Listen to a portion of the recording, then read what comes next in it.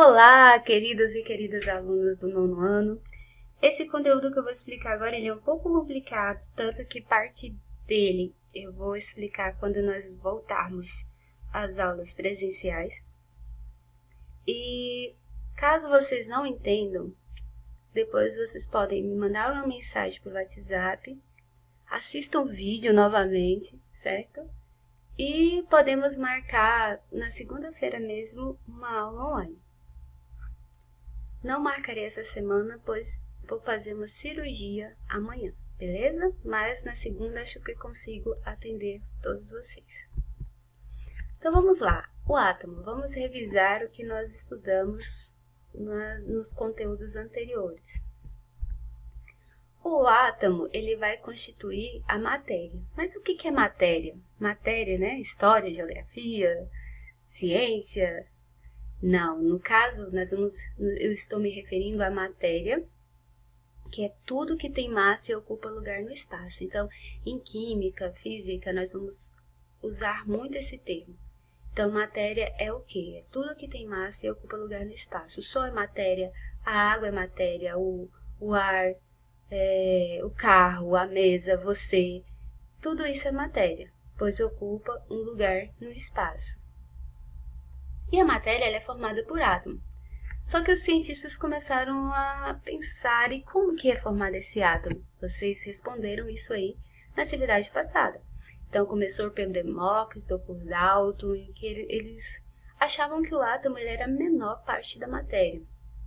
Uma partícula pequenininha, microscópica, indivisível, né? Depois Thomson começou a fazer alguns experimentos, começou a ver que os objetos, algumas coisas possuíam cargas positivas, negativas, que se atraíam. E daí o Thomson, através de experimentos, ele observou que o átomo ele tinha partes positivas e negativas. Depois Rutherford, com um experimento bem elaborado, com placas de ouro, né, bem mais caro, ele viu que o átomo ele tinha espaços vazios, que o átomo tinha um núcleo e vários anéis ao redor, como um sistema solar, né? Então ele observou que o átomo tinha um núcleo e uma eletrosfera.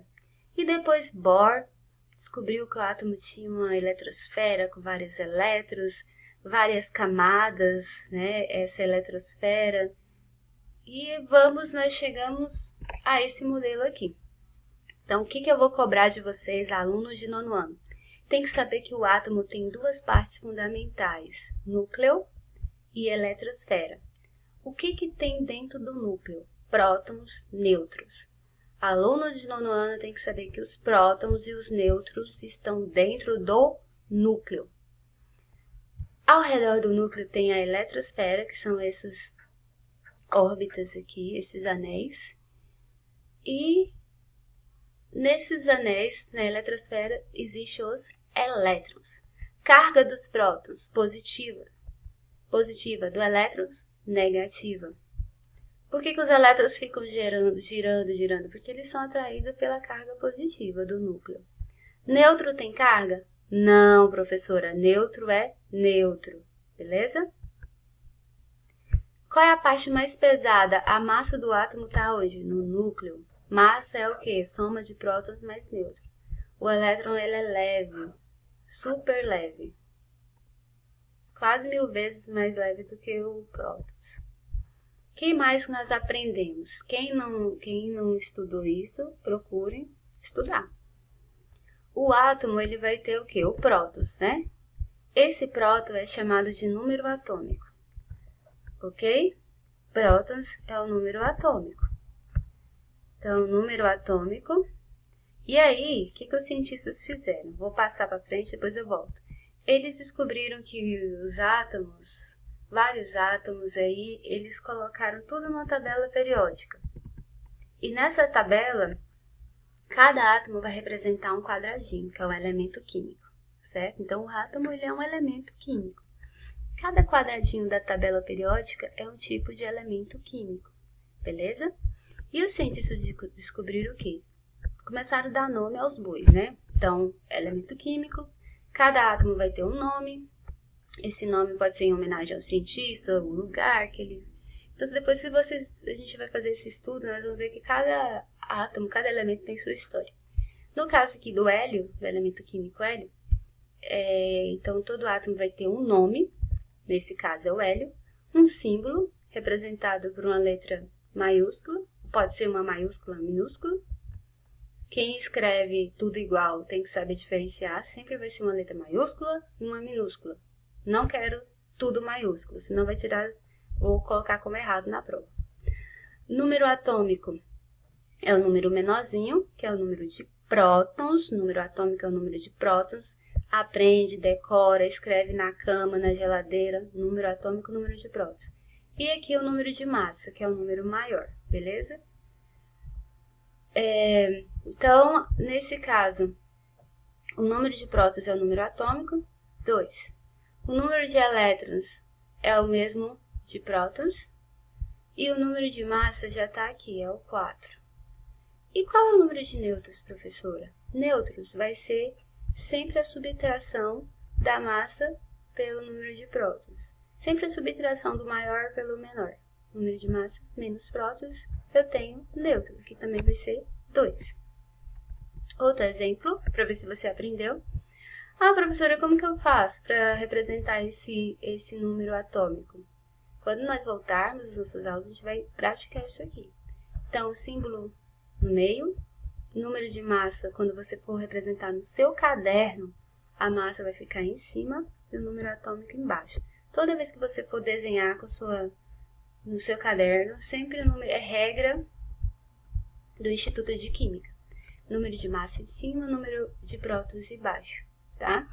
Nesse caso, o número atômico, sim, carbono, né? Nesse caso, carbono, representado pelo símbolo C.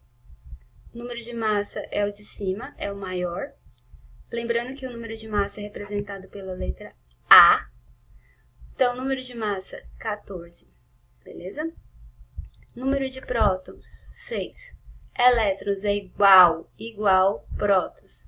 Massa, 14. Nêutrons, subtração da massa pelo prótons. Do maior pelo menor. Subtraiu, você tem o nêutrons. Outra coisa que nós temos que saber. A tabela ela é organizada em linhas, que são os períodos, e grupos, que são as famílias. Então, aqui nós temos a família 1, 2, 3, 4, 5, até a 18, beleza? Famílias, colunas, linhas, os períodos. Algumas famílias têm nome. O hidrogênio, ele tem uma característica bem diferenciada, então ele não entra em nenhuma família. Ele é o hidrogênio, ele é o top, ele é o único. Aí depois do hidrogênio, nós temos aqui essa laranja, metais alcalinos. Amarelo, metais alcalinos terrosos, que é 2.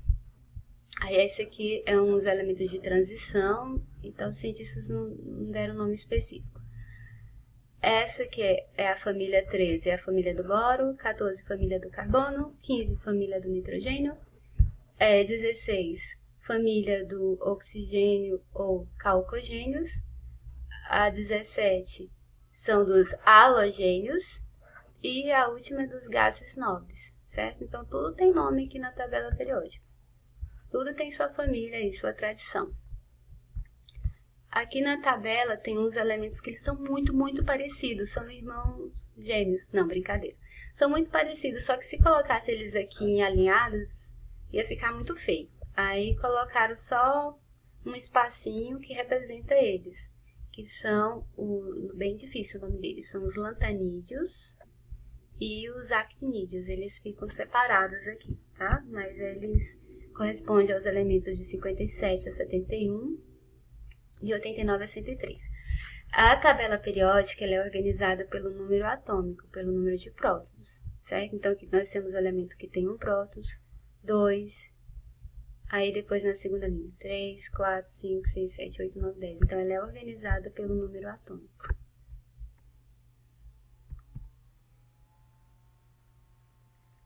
Agora vamos para um detalhe importante. Abra sua mente para entender isso.